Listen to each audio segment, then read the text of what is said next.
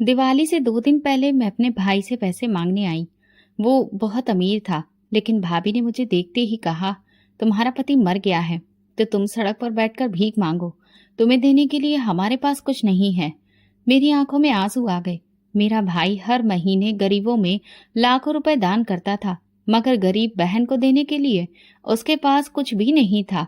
मैं भी वहीं सड़क पर बैठकर भीख मांगने लगी, ताकि लोगों को तो पता चले कि लाखों का दान करने वाले भाई के पास गरीब बहन के लिए कुछ भी नहीं है। अभी कुछ ही देर गुजरी थी कि एक गाड़ी मेरे पास आकर रुकी। मैं घबराकर वहां से खड़ी हो गई, लेकिन गाड़ी से निकलते हुए आदमी को देखकर मेरा कलेजा मुंह को आ गया। मैं वहां से भागने लगी, लेकिन उसने मैं अपनी पसंद से अरमान से शादी कर रही थी। वो मेरे साथ यूनिवर्सिटी में पढ़ता था और मुझे पसंद करता था। घर वालों को इस रिश्ते पर कोई ऐतराज नहीं था, लेकिन मेरी भाभी ने मुंह बनाया। वो इस रिश्ते से खुश नहीं थी, क्योंकि वो मेरी शादी अपने भाई से करवाना चाहती थी। उन्होंने बहुत कोशिश की कि किसी भी तरह से मेरी शादी अरमान से ना हो, मगर भाई हर तरह से मेरा साथ दे रहा था। और फिर भाभी की हार और मेरी जीत हो गई। मैं दुल्हन बनकर अरमान के घर आ गई। अरमान ने मुझे सर आंखों पर बिठाकर रखा था। वो मेरी हर छोटी सी छोटी ख्वाहिश को पूरा करने की कोशिश करता। शादी की खुशी के कुछ समय बाद भगवान ने हमें अपनी एक खास अमानत से नवाजा। मैं माँ बनने वाली थी। अरमान की खुशी तो देखने के लायक थी। वो मुझे हर वक्त सावधानी बरतने को कहता। हर समय मेरे आसपास ऐसे घूमता रहता जैसे कि मैं कोई कीमती खजाना हूँ। जब हमारे घर एक छोटा सा फरिश्ता आया तो हमारी खुशियां दुगनी हो गई थीं। एक मासूम सा बेटा जो अपनी नन्ही नन्ही हरकतों से हमारे दिल को रोशन कर गया। अरमान की आंखों में अपने बेटे के लिए बेपनाह मोहब्बत देखकर मेरा दिल खुशियों से भर जाता था। वक्त के साथ हमारे घर में और ज्यादा खुशियां आईं। एक और बेटे और फिर एक बेटी की पैदाइश ने हमारी खुशियों को दुगना कर दिया था। मैं अपने 3 बच्चों के साथ अब अपने परिवार को पूरा समझने लगी थी। हमारी जिंदगी में अगर कभी कोई कमी थी तो बस इतनी कि हम चाहते थे कि अपना कारोबार और ज्यादा बढ़े। अरमान के सपने बड़े थे। वो चाहता था कि अपने बच्चों को सब कुछ दें जिसका वो हक रखते हैं। इसी खुशी ने उसे दुबई जाने के लिए प्रेरित किया। वो कहता था कि कुछ ही साल की मेहनत के बाद हमें ऐसा मुकाम हासिल हो जाएगा जहां हमारे बच्चे किसी भी तरह की कमी का शिकार नहीं होंगे। मुझे याद है, जब अरमान दुबई के लिए रवाना हुआ था तो मैंने अपने दिल को समझाया था कि ये दूरी वक्त के साथ खत्म हो जाएगी। हर शाम मैं उसकी आवाज सुनकर खुद को तसल्ली देती कि सब ठीक है। वो हमेशा हंसते हुए कहता, रागिनी बस थोड़ा सा सब्र करो, फिर हम सब हमेशा के लिए एक साथ होंगे। मैं भी दिल में ये वादा करती कि हर हाल में उसका इंतजार करूंगी। मैं नहीं जानती थी कि जो घर मोहब्बत से भरा था वो एक दिन वीरानगी का शिकार हो जाएगा। मैं अपने 3 बच्चों के साथ साथ खुशी खुशी अपने पति के लौटने का इंतजार कर रही थी, लेकिन तकदीर मेरे लिए कुछ और ही लिख चुकी थी। अरमान के दुबई जाने के बाद जिंदगी का रंग ही बदल गया था। शुरुआत में तो फोन कॉल्स पर घंटों भर बातें हो जाती। बच्चे भी पापा की आवाज सुनकर खुश हो जाते। हर हफ्ते अरमान का पार्सल आता, बच्चों के लिए खिलौने, मेरे लिए कुछ कपड़े, कभी मेहंदी की खुशबूदार कोन, कभी छोटे छोटे तोहफे। मेरे दिल में एक अजीब सा सुकून था। वो कहता था, जल्दी ही मैं तुम्हें अपने पास बुला लूंगा, अपने हाथों से घर सजाएंगे।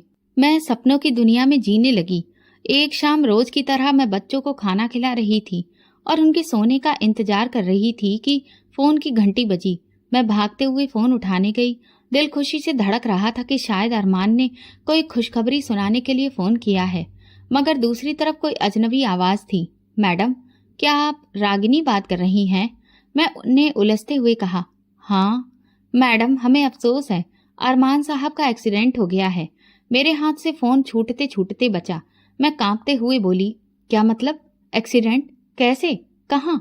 दूसरी तरफ खामोशी छा गई। फिर आवाज आई, हम माफी चाहते हैं, अरमान जी का देहांत हो गया है। इस एक बात ने मेरी पूरी दुनिया जैसे रोक दी। कमरा, दीवार, जमीन सब मेरे आसपास घूमने लगे। मैं दीवार का सहारा लेकर खड़ी रही। बच्चे खेल रहे थे, हंस रहे थे और मैं एक लम्हे में अंदर से टूट गई। दिल चीखना चाहता था, लेकिन आवाज जैसे गले में फंस गई थी। माँ पास में आई तो मैं बस इतना ही कह सकी, माँ, अरमान नहीं रहा, और फिर बेहोश होकर गिर पड़ी। पूरा घर शोक में डूबा था। मोहल्ले की औरतें आ जा रही थीं।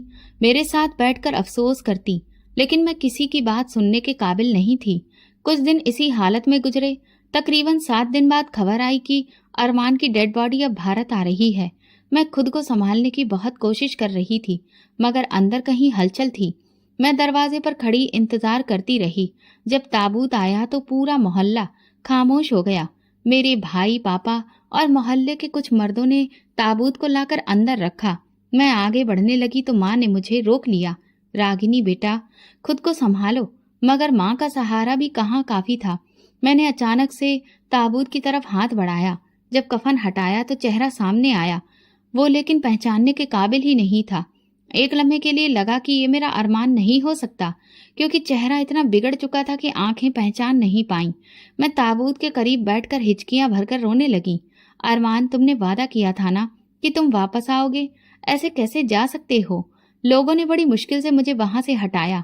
अंतिम संस्कार के बाद मैं खुद को संभालने की आखिरी कोशिश कर रही थी, लेकिन दिल अंदर से खाली हो चुका था। अरमान की जलती हुई चिता को देखकर मेरा दिल बार बार चीख रहा था, अरमान वापस आ जाओ।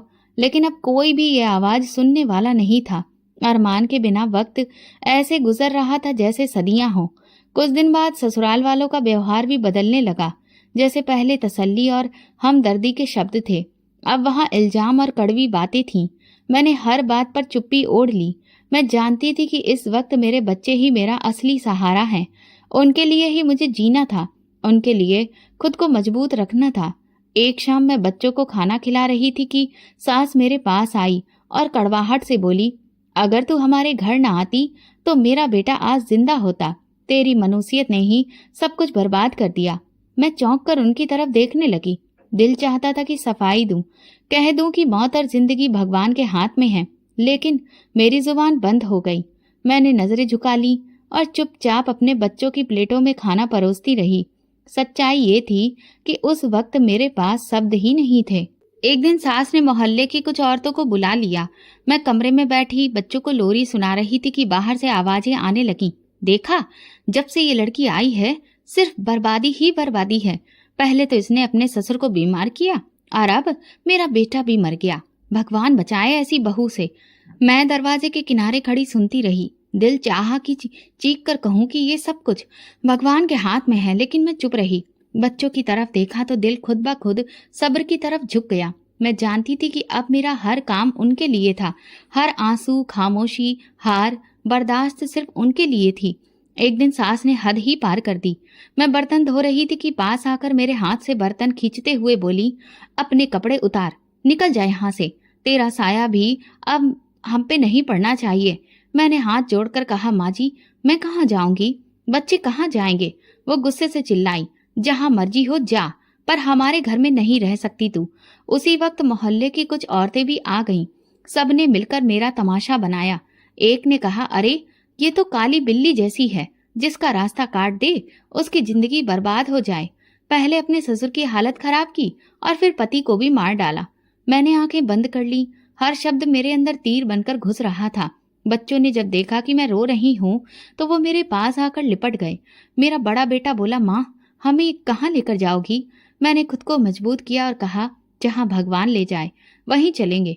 मैं चाहती थी कि मेरे पति के जाने के 40 दिन अब इस घर में ही पूरे हो जाएं, मगर मेरी सास के लिए कुछ और ही जरूरी था। कुछ दिन बाद सास ने मुझ पर एक आखिरी इल्जाम लगाया। एक दोपहर को जब मैं बच्चों के साथ बैठी थी तो वो मेरे कमरे में आई, मेरे कपड़े फेंक दिए और बहुत ही कठोर लहजे में बोली, बस कर, निकल जा यहाँ से, जा अपना ये काला साया कहीं और ले जा। मैंने उनके सामने हाथ जोड़कर कहा, मैंने कोई गुनाह नहीं किया है, भगवान गवाह है, लेकिन उनके दिल में मेरे लिए कोई जगह नहीं थी। मैंने बच्चों को पकड़ा और बाहर आंगन में आ गई। मोहल्ले के लोग तमाशा देखने के लिए खिड़कियों और दरवाजों पर खड़े थे। मैंने नजरें झुका ली और अपनी इज्जत, अपनी तकलीफ, अपने सपनों को दिल में दफन करके घर से निकलने लगी। एक बुजुर्ग औरत पास आकर बोली, बेटी भगवान बहुत बड़ा है, सब्र करो। मैंने आंखों में आंसू भरकर उनकी तरफ देखा और चुपचाप बच्चों को लेकर मोहल्ले की गलियों में निकल गई। मुसीबत में मुझे गली गली भटक कर मददगार बनने वाला कोई नहीं मिला, लेकिन मैंने अपने दिल में तय कर लिया था कि मैं हार नहीं मानूंगी। भगवान देख रहा है, वही मेरा हिसाब करेगा। जब मैं घर से निकली तो दिन का वक्त था।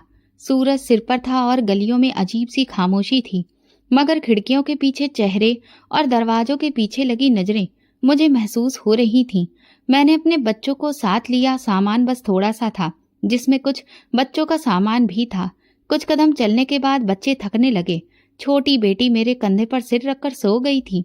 बड़े बच्चे दोनों लड़खड़ाते कदमों से मेरे साथ चल रहे थे। मैंने सोचा कि पुराने से पेड़ के नीचे कुछ देर बैठ जाऊं, मगर वहां दो औरतें पहले से बैठी थीं, जो मुझे देखते ही अपनी बातों का रुख मेरी तरफ मोड़ बैठी। यही है ना वो बदकिस्मत? हाँ, सुना है अपने पति को भी खा गई। अब अपने भाई के दरवाजे पर जाएगी, देखना वहां भी दरवाजा बंद होगा। ये सुनकर मेरे अंदर कुछ कुचल सा गया। मैंने बच्चों को संभाला और दोबारा चल पड़ी। फिर सड़क के किनारे एक रेड़ी वाले ने मुझे देखा तो सिर झटक कर बोला, कुछ औरतें तो खुद ही अपना नसीब छोड़ देती हैं। मुझे कोई रास्ता नजर नहीं आ रहा था। हर तरफ तमाशा देखने वाले, इल्जाम लगाने वाले थे। एक कोने में एक पुरानी इमारत का साया नजर आया। मैंने सोचा कि कुछ देर वहां रुक जाऊं ताकि बच्चों को पानी पिला सकूं।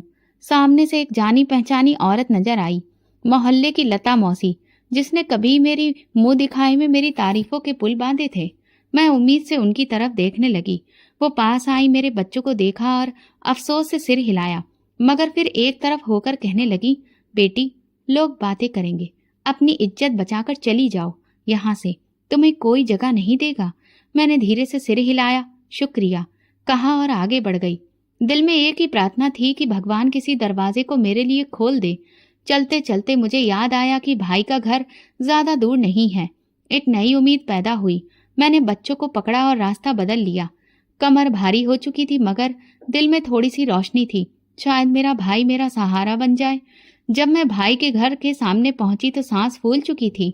भाई का घर अभी भी वैसा ही था, ऊंची दीवारों और बड़े गेट के साथ। दरवाजे पर पहुंचकर मैंने धड़कते दिल के साथ दस्तक दी। थोड़ी देर बाद नौकर बाहर निकला। उसने मुझे पहचान लिया, मगर चेहरे पर कोई खुशी या अफसोस के भाव नहीं थे। बस सवालिया अंदाज में बोला, कौन चाहिए? मैंने कहा, भाई से मिलना है, उन्हें बताओ कि रागिनी आई है। नौकर ने कुछ लम्हे सोचा, फिर अंदर गया और वापस आकर बोला, मैडम कह रही हैं कि भैया सो रहे हैं, बाद में आना। मेरी आंखें भीग गईं। मैंने बच्चों की तरफ देखा जो थके थके मेरे साथ खड़े थे। मैंने फिर कहा, बस एक बार कह दो कि बहन बाहर खड़ी है, बस एक झलक देखना चाहती है। नौकर अंदर गया, लेकिन जब वापस आया तो उसकी बात और भी ज्यादा कठोर थी। मैडम कह रही हैं कि परेशान मत करो, वरना गार्ड को बुलाएंगे। मेरी सांसें अटक गईं। जिन हाथों ने मुझे कभी गुड़िया लाकर दी थी, आज उसी आदमी के दरवाजे मेरे लिए बंद हो गए थे। मैंने हार नहीं मानी, गेट पर बैठ गई। बच्चों को सीने से लगाकर आसमान की तरफ देखते हुए भगवान से दुआ करने लगी। कुछ देर में भाभी खुद गेट पर आ गई। दरवाजे का छोटा हिस्सा खोला और तेज लहजे में बोली, रागिनी, इज्जत से वापस चली जाओ, यहाँ कोई जगह नहीं है तुम्हारे लिए। तुम्हारे भाई के सर पर पहले ही बूढ़े माँ बाप का बोझ है, अब तुम्हारी जिम्मेदारी वो नहीं उठा सकते। मैंने कांपती आवाज में कहा, भाभी, मैं काम कर लूंगी, घर के सारे काम करूंगी, बस एक छत दे दीजिए। मेरे बच्चों को अनाथ की तरह दर दर की ठोकरें ना खाने दीजिए। भाभी ने तंज कसते हुए हंसी और बोली, एक वक्त था तेरे तेवर देखने लायक थे और आज हाथ जोड़ने आ गई है। माफ कर, यहाँ तेरी कोई जगह नहीं है। इतने में अंदर से माँ की धीमी सी आवाज आई, कौन है दरवाजे पर? मैंने तुरंत कहा, माँ मैं हूँ, रागिनी। भाभी ने दरवाजे के किनारे से जवाब दिया, कोई मांगने वाली है माँ जी, आप फिक्र न करें। और फिर दरवाजा जोर से बंद कर दिया। मैं जैसे पत्थर हो गई, न चीख सकी न रो पाई, सिर्फ खामोशी में डूबी रही। बच्चे भूख से बिलक रहे थे। मैंने छोटे बेटे का सिर सहलाते हुए कहा, थोड़ा सा सब्र करो बेटा, भगवान कोई रास्ता निकालेगा। घंटे 2 घंटे यूं ही गेट के बाहर गुजर गए। कुछ मोहल्ले वालों ने मुझे देख लिया। एक औरत ने धीरे से कहा, कभी जो राज करती थी आज दरवाजे पर बैठी है, वक्त का क्या भरोसा। दूसरी ने सिर हिलाकर कहा, इंसान को घमंड नहीं करना चाहिए, देखो आज वक्त ने किस मोड़ पर ला दिया। मैंने अपने दुपट्टे को अच्छे से लपेटा, बच्चों को पास में किया और उठ खड़ी हुई। दरवाजे पर आखिरी बार नजर डाली। दरवाजा अभी भी बंद था और दरवाजे के पीछे बेचेहरे छुपे थे, जिन्हें मैंने मोहब्बत दी थी, जिन पर भरोसा किया था।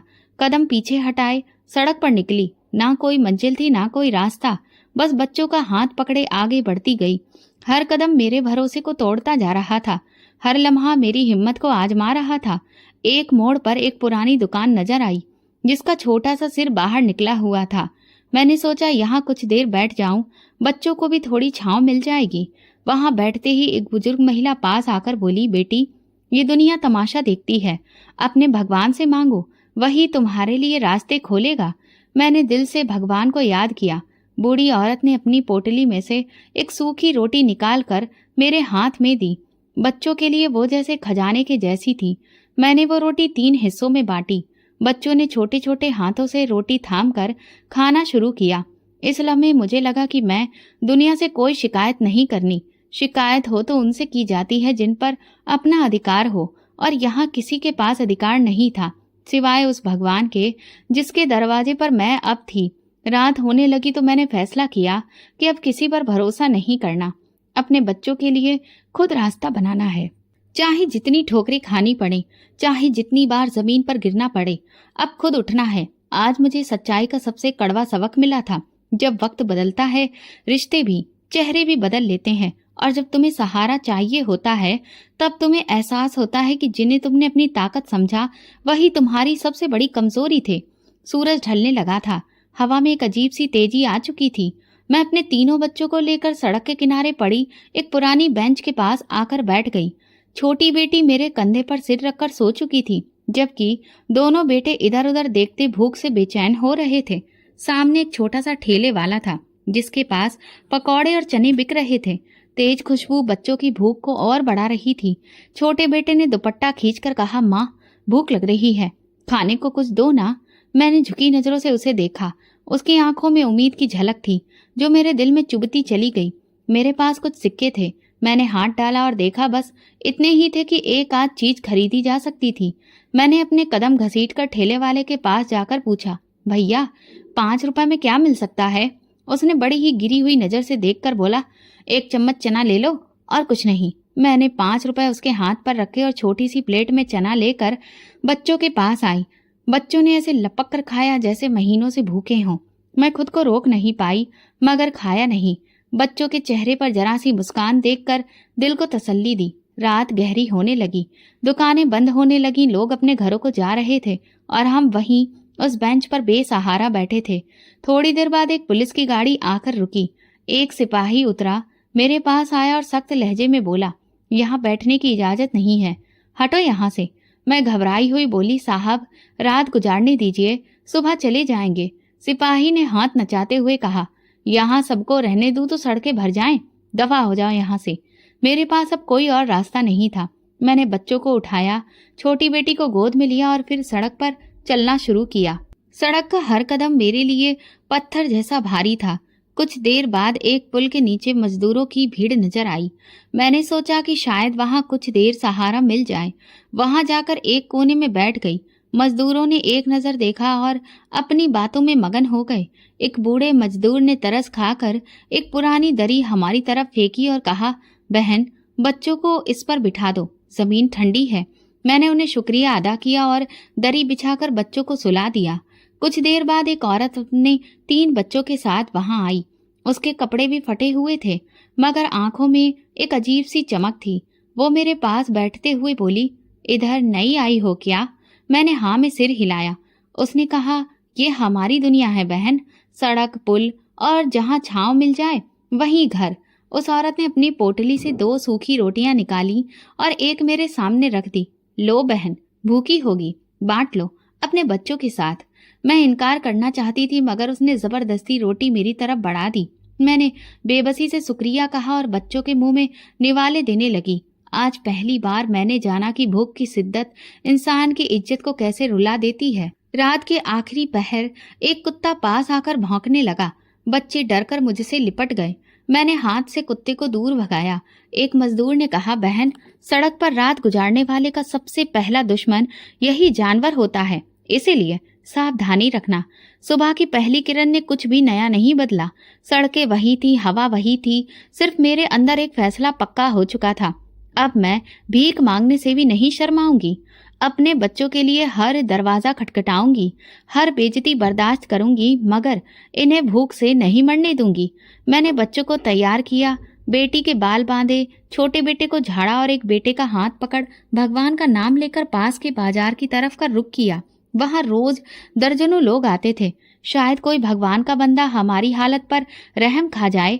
बाजार के किनारे एक बेंच खाली थी। मैंने बच्चों को वहां बिठाया, खुद झिझकते हुए बाजार में चलना शुरू किया। दुकानदारों के पास जाकर कहती, भैया कुछ दे दीजिए, भगवान तुम्हें खुश रखेगा। किसी ने दुत्कारा, किसी ने नजर उठाकर भी नहीं देखा। कोई खाली हाथ लौटा देता, कुछ लोग रहम करके कुछ सिक्के फेंक देते और कुछ ताना मारते। आजकल तो भिखारी इतने ज्यादा हो गए हैं कि क्या कहें। जवान औरतें भी भीख मांगने निकलेंगी तो फिर यही होगा। मेरे कदम कांटों भरे रास्ते पर थे, मगर अब दिल पत्थर का हो चुका था। दिन ढलने तक जितने पैसे इकट्ठे हुए, उनसे 2 वक्त की रोटी का बंदोबस्त किया। बच्चों ने खाना खाते ही मुस्कुराकर मेरी तरफ देखा। उस एक लम्हे ने मेरी सारी थकान उतार दी। बाजार के किनारे एक कोने में बैठे कई दिन हो गए थे। अब तो वहां के दुकानदार और ग्राहक मेरे बच्चों समेत मुझे पहचानने लगे थे। सुबह सवेरे जब बाजार खुलता, मैं बच्चों को साथ लेकर एक तरफ बैठ जाती और अपनी झुकी हुई नजरों के साथ लोगों के सामने हाथ फैला देती। कुछ लोग अपनी व्यस्तता में मुझे नजरअंदाज कर देते, कुछ थोड़े सिक्के डाल देते और कुछ तानों भरी निगाहों से देखकर हंसते।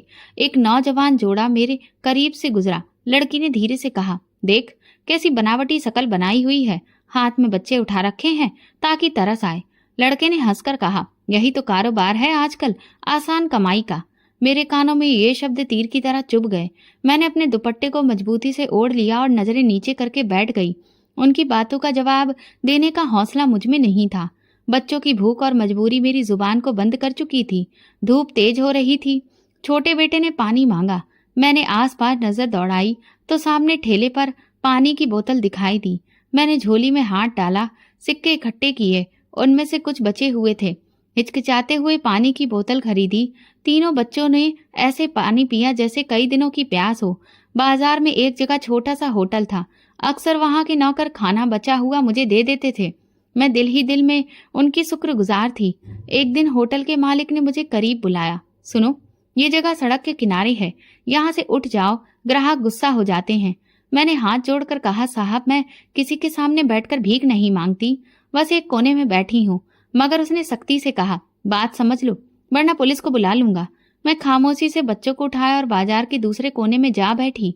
हर जगह हर इंसान का दिल इतना बड़ा नहीं होता कि किसी की मजबूरी को समझे।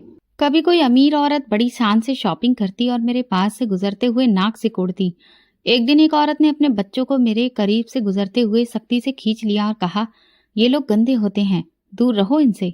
मेरा दिल चाहा कि कहूँ गरीबी गंदगी नहीं होती, मगर अल्फाज गले में अटक गए। मैंने सर झुका लिया।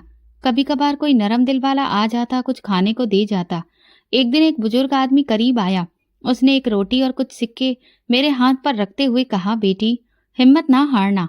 मैंने आंखों में नमी के साथ शुक्रिया कहा। ऐसे लम्हे मेरी बिखरी हुई हिम्मत को थोड़ा थोड़ा जोड़ देते थे। बाजार के एक कोने में सब्जी बेचने वाले भी बैठते थे। एक दिन जब मैं वहां से गुजरी, एक सब्जी बेचने वाले ने आवाज दी, सुनो बहन, कुछ बचे हुए टमाटर ले जाओ, सब्जी बना लेना। मैंने खुशी खुशी शुक्रिया कहा और वो खराब टमाटर उठा लिए। ये छोटे छोटे सहारे मेरी जिंदगी में बड़ा सहयोग करते थे। बच्चों का हाल दिन ब दिन खराब होता जा रहा था। कभी बुखार, कभी खांसी। मैंने कोशिश की कि किसी दवा खाने जाऊं, मगर दवाइयां खरीदने के पैसे कहाँ से आते। मैं खुद ही जड़ी बूटियों से इलाज करने की कोशिश करती। कभी ठीक हो जाते तो कभी दोबारा बीमार हो जाते। दिन ऐसे ही गुजर रहे थे, कभी उम्मीद की किरण, कभी मायूसी की चादर। लेकिन मैं खुद से कहती, बच्चों के लिए हर जिल्लत सहूंगी, हर जख्म बर्दाश्त करूंगी, मगर इन्हें भूखा नहीं सोने दूंगी। बाजार की सड़कों पर बैठे बैठे मुझे हफ्ते गुजर चुके थे। अब लोगों के चेहरों से एक ही नजर में समझ आ जाता था कि कौन महज तमाशा देखने आया है और कौन वाकई दिल में हमदर्दी रखता है। मगर फिर भी मैं सुबह से शाम तक इसी उम्मीद में बैठी रहती कि किसी दिन कोई चमत्कार होगा। एक शाम जब बाजार बंद हो चुका था और सड़क पर अंधेरा फैलने लगा था, मैंने बच्चों को संभाला और चल पड़ी। सर्दी बढ़ने लगी थी और खुले आसमान के नीचे रात गुजारना मुश्किल हो रहा था। छोटी बेटी का बुखार बढ़ गया था। उसका छोटा सा जिस्म मेरे कंधे पर पड़ा रहता और वो कभी हल्की सी सिसकारी मारती, कभी कांपती। चलते चलते मेरी नजर एक खाली दुकान पर पड़ी। दरवाजा टूटा था और अंदर कचरे के ढेर लगे थे। मगर चारों तरफ दीवारें थीं और छत भी। मैंने सोचा कम से कम बारिश और ठंडी हवा से बचाव का इंतजाम हो सकता है। मैंने चादर से कचरे को एक तरफ धकेला। कुछ खाली गत्ते पड़े थे, उन्हें बिछाकर बच्चों को लिटाया। छोटी बेटी को गोद में लेकर सुलाने लगी। दोनों बेटे भी थकान से चूर होकर वहीं एक तरफ सो गए। मैंने अपने फटे हुए दुपट्टे को लपेटकर उनके ऊपर डाल दिया ताकि सर्दी से बचा जा सके। रात भर मैं जागती रही, बेटी का माथा छूती रही। बुखार कम होने का नाम नहीं ले रहा था। ना कोई दवा थी, ना किसी डॉक्टर तक पहुंचने की हिम्मत।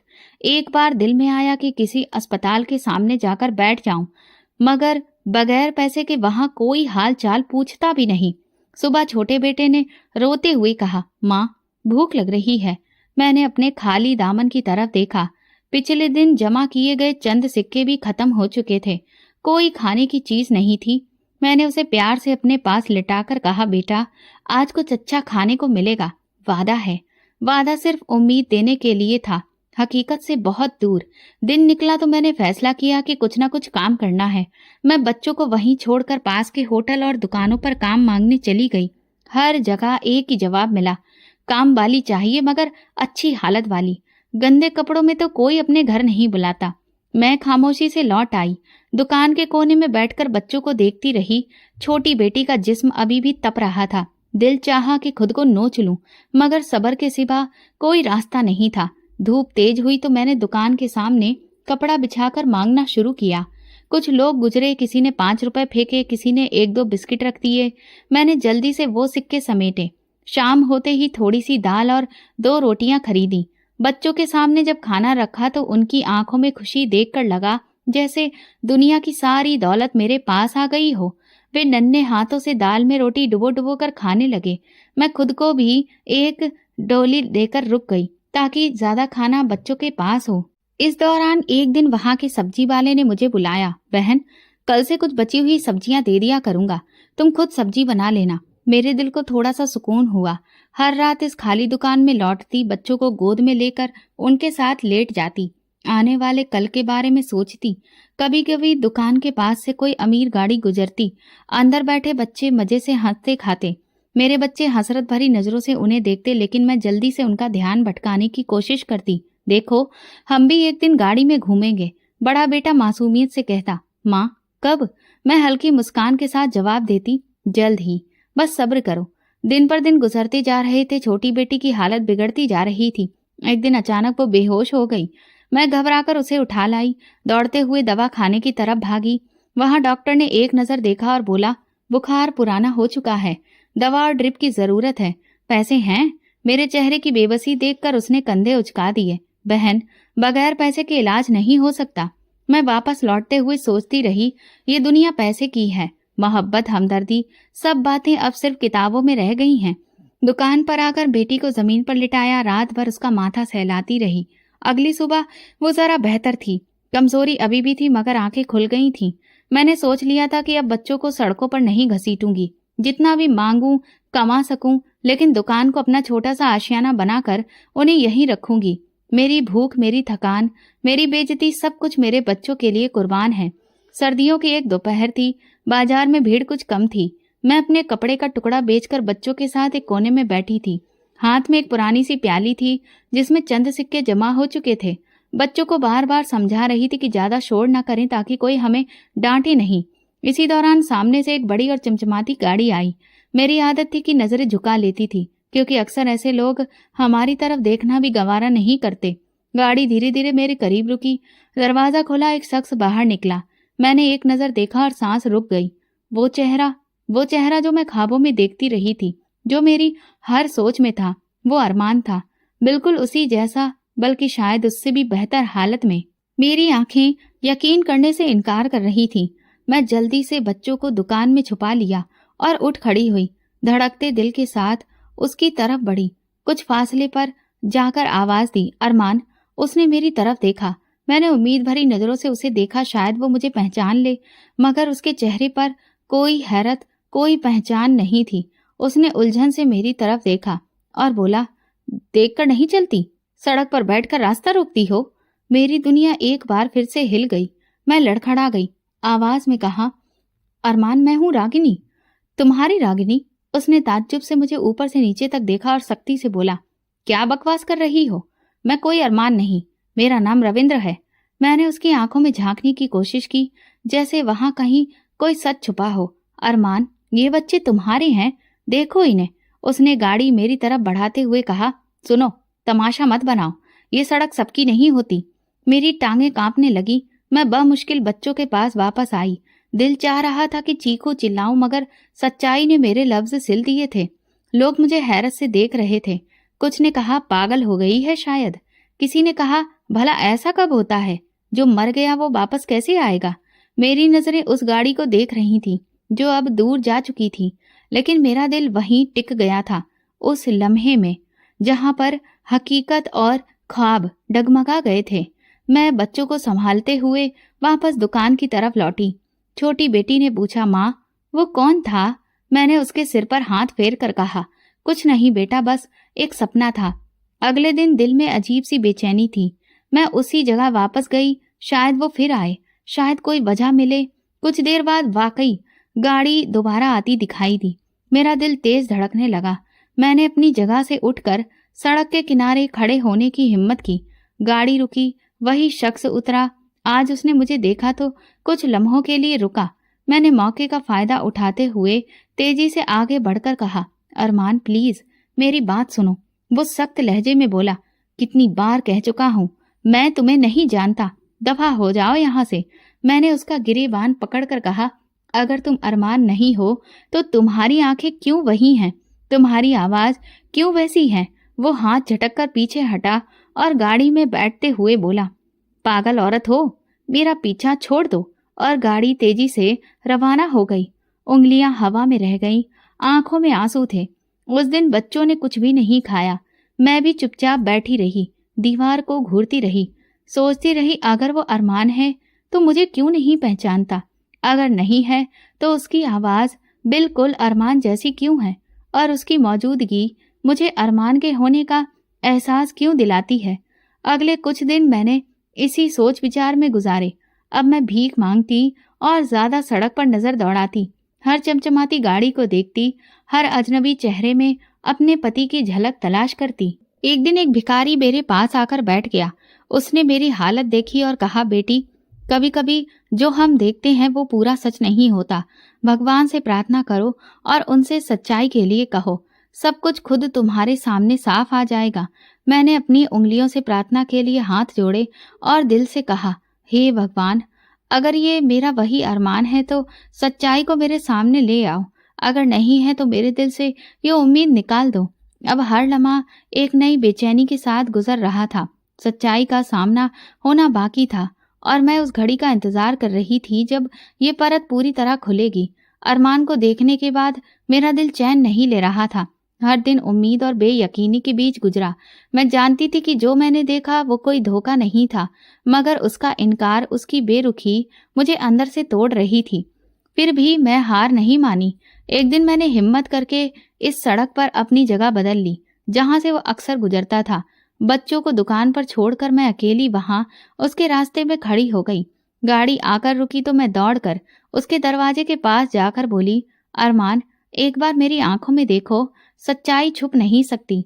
उसने बड़ी ही बेरुखी से कहा, कितनी बार कह चुका हूं, मैं अरमान नहीं हूं, मैं रविंद्र हूं। अपनी इज्जत का कुछ ख्याल करो और दफा हो जाओ यहाँ से।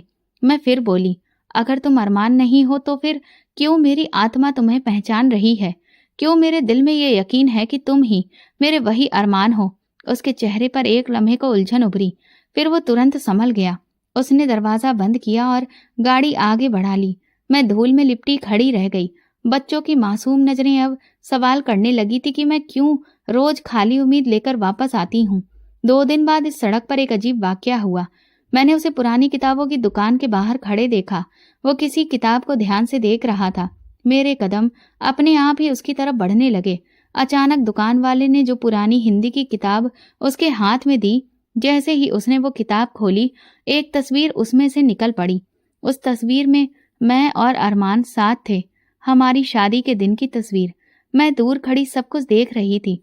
अरमान की आंखें तस्वीर पर जम गईं, उसके हाथ कांपने लगे, चेहरे पर हैरत, दर्द और उलझन एक साथ फैल गई।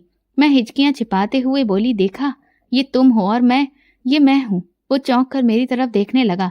उस अब की बार उसकी नजर खाली नहीं थी, उसमें पहचान थी। ये मैं हूं? उसकी आवाज भारी हो गई। हाँ अरमान, तुम मेरे पति हो, तुम मेरे बच्चों के बाप हो। वो पीछे हटकर दीवार से टिक गया। उसका चेहरा पसीने से भीग गया। मुझे कुछ याद नहीं आ रहा, पर ये तस्वीर, ये चेहरा। वो बड़बड़ाने लगा। मैं पास जाकर धीरे से बोली, तुम्हें सब याद आ जाएगा, बस आंखें बंद करो, दिल से सुनो। उसने आंखें बंद की और कुछ लम्हे ऐसे गुजरे जैसे दुनिया थम गई हो। फिर उसके होठों पर धीरे धीरे कुछ आवाज आई, रागिनी। मैंने अपने आंसू रोकते हुए कहा, हाँ मैं रागिनी हूँ, तुम्हारी रागिनी। अरमान ने आंखें खोली। अब उसकी आंखों में अजनबीपन नहीं था, पहचान थी। मैं याद कर रहा हूँ, एक हादसा था, खून में लथपथ था मैं। वो बोलते बोलते रुक गया। मैंने धीरे से कहा, हाँ अरमान, तुम दुबई गए थे, वहां हादसा हुआ था। उसने सिर पकड़ लिया। मुझे होश आया तो मैं किसी अजनबी घर में था, एक बड़ा सा बंगला। उन लोगों ने कहा कि मैं उनका बेटा हूँ। मैंने खुद को आईने में देखा तो मुझे कुछ याद नहीं आ रहा था। मेरी आंखें भर आईं। वो बोलता रहा, उनका असली बेटा हादसे में मर गया था और मुझे अपनी पहचान के बारे में कुछ भी याद नहीं था, इसलिए मेरी पहचान कभी पता नहीं चल पाई। फिर उन्होंने मुझे अपना बेटा मान लिया, क्योंकि मैं तो सब कुछ भूल चुका था और मैंने भी खुद को उनका बेटा समझ लिया। मैंने आंसू साफ करते हुए कहा, दिल ने तुम्हें मेरी तरफ खींच लिया अरमान। दीवार से टेक लगाए वो खड़ा रहा। रागिनी, मैं तुम्हें और अपने बच्चों को भूल गया था। मेरा दिल बेचैन होता था, मगर समझ नहीं पाता था कि क्यों। अब समझ आया कि मैं क्यों अधूरा था। वो जमीन पर बैठ गया और मैं पास आकर बैठ गई। हम दोनों के बीच बस सिसकियों की आवाज थी। दर्द का एक खामोश समंदर था। अरमान ने मेरी तरफ देखा और कहा, मुझे माफ कर दो रागिनी, मैं नहीं जानता था कि मेरे भूल जाने से तुम पर क्या बीती होगी। मैंने हल्की आवाज में कहा, मैंने कभी तुमसे शिकायत नहीं की, बस तुम्हारे वापस आने की प्रार्थना की थी और भगवान ने मेरी प्रार्थना सुन ली। वो बच्चों की तरफ देखने लगा। मेरी गोद में बेटी सो रही थी। ये मेरे बच्चे हैं? वो धीरे से बोला, हाँ, तुम्हारी औलादें, तुम्हारी अमानत है। उसने बेटी के माथे पर हाथ फेरा, जैसे कोई खोई हुई दुनिया दोबारा से पा ली हो। सच्चाई का बोझ बहुत हल्का हो चुका था। राज खुल चुका था। मैंने दिल से शुक्र अदा किया कि किस्मत चाहे जितनी ठोकरें दे, सच्चाई हमेशा अपना रास्ता ढूंढ ही लेती है।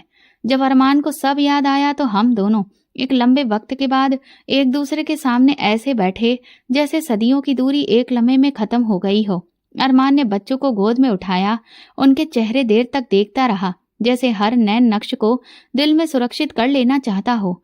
फिर मेरी तरफ देखकर बोला, अब तुम्हें ये सड़क पर एक पल भी नहीं बैठना पड़ेगा। उस रात अरमान हमें अपने साथ लेकर एक छोटे से होटल में ठहरा। साफ बिस्तर, गरम खाना, बच्चों के चेहरे पर मुस्कुराहट और दिल में भी यकीन सा सुकून। अरमान रात भर जागता रहा। कभी बच्चों को देखा, कभी मुझसे सवाल करता कि मेरे बिना वो कैसे जिए, और मैं हर सवाल पर खामोशी से आंसू बहाती रही। सुबह होते ही अरमान ने कहा, अब वक्त आ गया है सच्चाई का सामना करने का। मैंने कोई सवाल नहीं किया, बस खामोशी से उसका साथ दिया। गाड़ी में बैठते हुए अरमान ने एक नज़र पीछे दुकान की तरफ डाली जहां मैं अब तक रही थी। रागिनी, मैं ये कर्ज कभी नहीं चुका सकता जो तुमने मेरे बच्चों के लिए चुकाया। मैंने धीरे से कहा, ये कर्ज नहीं, ये मोहब्बत थी। गाड़ी सीधा उस मोहल्ले की तरफ गई जहां मेरा पुराना ससुराल था। रास्ते में अरमान का चेहरा कठोर हो चुका था। दरवाजे पर पहुंचकर उसने बेल बजाई। दरवाजा खुला तो सामने मेरी सास खड़ी थी। उन्होंने अरमान को देखते ही जोर से चीख मारी, अरमान, मेरा बेटा जिंदा है।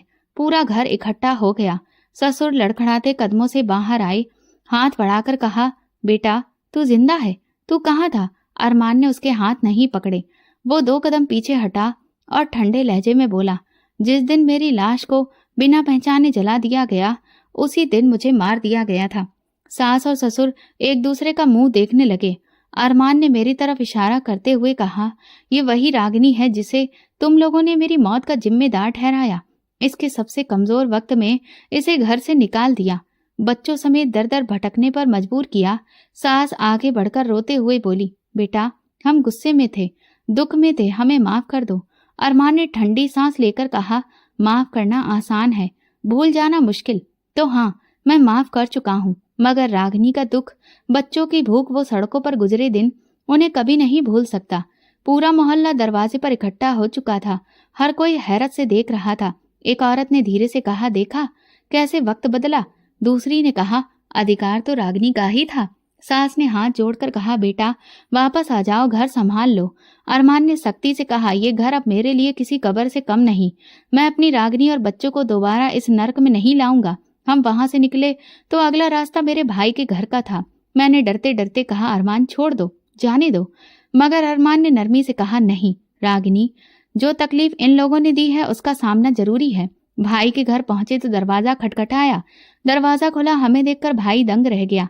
भाभी पीछे से आई, पहले मुझे देखा फिर अरमान को, और चेहरा सफेद हो गया। अरमान ने कहा, बुलाओ अपने भाई को। फिर भाई बाहर आया, मुझे और बच्चों को देखा, नजरें झुका ली। अरमान ने सख्ती से कहा, जब ये बहन भीख मांग रही थी, सड़कों पर बैठी थी, तब तुमने एक बार भी दरवाजा खोलकर नहीं देखा। आज देख लो, वक्त बदल गया है। भाभी ने रूखे लहजे में कहा, हमें क्या पता था कि तुम जिंदा हो, हम तो अपने आप को मुसीबत से बचा रहे थे। अरमान ने तंजिया मुस्कान के साथ कहा, मुसीबत से बचने के चक्कर में इंसानियत भूल गई। भैया ने बड़ी मुश्किल से कहा, माफ कर दो रागिनी, गलती हो गई। मैंने अपनी नजरें झुका ली।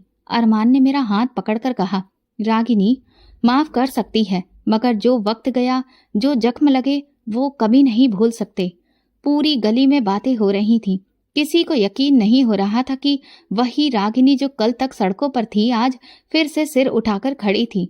अरमान ने बच्चों को गाड़ी में बिठाया और मेरी तरफ देखकर कहा, अब हम नई जिंदगी शुरू करेंगे, एक ऐसी जगह जहां तुम्हें और बच्चों को कभी अतीत की तकलीफ याद ना आए। गाड़ी चली। मैंने आखिरी बार उन गलियों को देखा जहां मैंने अपनी जिंदगी की सबसे बड़ी मुश्किलें झेली थी। अब मेरे दिल में कोई नफरत नहीं थी, बस एक थकी हुई खामोशी थी। माफी देना सबसे बड़ी परीक्षा थी, मैं जानती थी, मगर उन जख्मों को भूल जाना आसान नहीं था जो मेरे अपनों ने मुझे दिए थे। नई जिंदगी की शुरुआत आसान नहीं थी, मगर अरमान ने हर मुमकिन कोशिश की कि मुझे और बच्चों को वो वक्त भुला सके जो हमने मुश्किल में गुजारा था। हमने एक साफ सुथरा नया घर लिया, शहर के कच्चे इलाके में। बच्चों के लिए स्कूल का बंदोबस्त किया। मैंने पहली बार जिंदगी में यह महसूस किया कि मेरे सर पर कोई ऐसी छत है जहां से तानों के पत्थर नहीं बरसेंगे। अरमान ने कारोबार को संभाला, दिन रात मेहनत की और अक्सर कहता, रागिनी जो वक्त तुमने गुजारा मैं उसे कभी मिटा नहीं सकता, लेकिन जो वक्त आने वाला है उसे जरूर खूबसूरत बना सकता हूँ। मैंने मुस्कुराकर सर हिलाया। बच्चों की खुशियां मेरी जिंदगी की सबसे बड़ी दौलत बन चुकी थी। हमारे आसपास लोग हमें इज्जत की नजर से देखते थे। अब कोई तानाकशी नहीं होती थी। बाजार में जाते तो लोग सर झुकाकर नमस्ते करते। नए मोहल्ले में हमें इज्जत मिली, सुकून मिला, लेकिन कहीं दिल के किसी कोने में पुराने जख्म अभी भी ताजा थे, जो कभी कभी रात के सन्नाटे में हरे हो जाते थे। एक दिन छोटे बेटे ने स्कूल से आकर कहा, माँ आज मेरी टीचर ने कहा कि हम अपने हीरो पर निबंध लिखेंगे। मैंने कहा कि मेरा हीरो तो मेरी माँ है। मैंने उसे सीने से लगा लिया। उसकी एक बात ने मेरे दिल की सारी थकान उतार दी थी। कभी कभी अकेलेपन में बैठकर मैं अतीत को सोचती थी। वो पल याद आते जब मैं सड़क किनारे बैठी अपने बच्चों को सीने से लगाए आसमान की तरफ देखा करती थी। वो दिन जब मैं भाई के दरवाजे पर खड़ी तड़प रही थी, वो सब कुछ आज भी मेरे अंदर कहीं दफन था। एक दिन अरमान ने कहा, रागिनी क्या तुम कभी उन सबको माफ कर सकोगी जिन्होंने तुम्हें अकेला छोड़ दिया था? मैंने धीरे से जवाब दिया, माफ करना सीख लिया है, मगर भूलना शायद जिंदगी भर नहीं सीख पाऊंगी। फिर कुछ दिन बाद अरमान मुझे और बच्चों को अपने उन मुंह बोले माँ बाप के पास लेकर गया जिन्होंने अरमान की याददाश्त जाने के बाद उसे अपना बेटा मान लिया था। उनसे मिलकर मुझे ऐसा लगा जैसे मेरे सगे सास ससुर तो वही हैं। उन्होंने हमसे गुजारिश की कि हम उनके साथ ही रहें। मेरे बच्चे भी उनसे इतना अपनापन पाकर बहुत खुश हो गए और जिद करने लगे कि हमें यहीं अच्छा लग रहा है। मैं और अरमान ने तुरंत ही फैसला किया कि सच्चे प्यार को कभी भी नजरअंदाज नहीं करना चाहिए, फिर चाहे वो हमें बिना खून के रिश्तों से ही क्यों न मिला हो। वैसे भी असली रिश्ता तो वही होता है जो दिल से माना जाता है, और उन लोगों ने वाकई हमारे लिए दिल से रिश्ता निभाया था। अगले दिन ही हम उनके साथ शिफ्ट हो गए। मेरे बच्चों को अपने सगे दादा दादी से जो प्यार नहीं मिला वो इन लोगों से मिल रहा था। वे लोग भी अपनी दुनिया को हमारे साथ रहकर पूरा मानने लगे थे। अरमान कारोबार में दिन रात मेहनत कर रहा था और हर गुजरा दिन उसे एक नए मुकाम पर पहुंचा रहा था। धीरे धीरे जैसे जैसे समय बीता हमारे पास काफी सारी प्रॉपर्टी और गाड़ियां इकट्ठी होने लगी, क्योंकि अरमान ने अपने एक बिजनेस को कई अलग अलग बिजनेस में फैलाना शुरू कर दिया था।